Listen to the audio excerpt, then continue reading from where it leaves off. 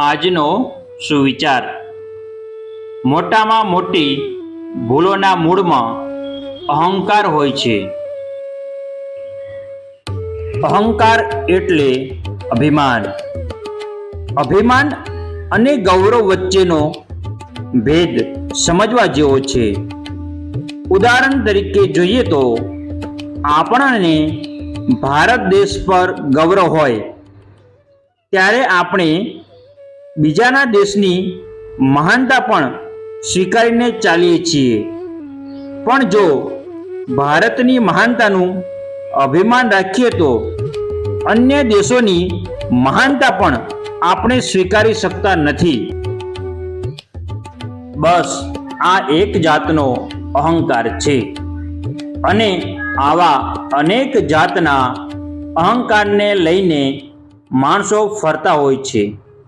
કોઈને પોતાના ધર્મનો અહંકાર હોય, કોઈને પોતાની સ્થિતિનો અહંકાર હોય, કોઈને સત્તાનો હોય તો કોઈને ધનનો અહંકાર હોય છે। અહંકાર મનમાં પ્રવેશે ત્યારે માણસ સારું નરસું વિચારવાની શક્તિ ગુમાવી બેસે છે। પરિણામે તે જીવનમાં વારંવાર ભૂલો કરે છે। અહંકારી વ્યક્તિ પોતાની ભૂલ સ્વીકારવા પણ તૈયાર થતો નથી। પરિણામે ભૂલોની હારમાળા સર્જાય છે, જે આખરે વ્યક્તિને સમાજમાં નીચો પાડે છે।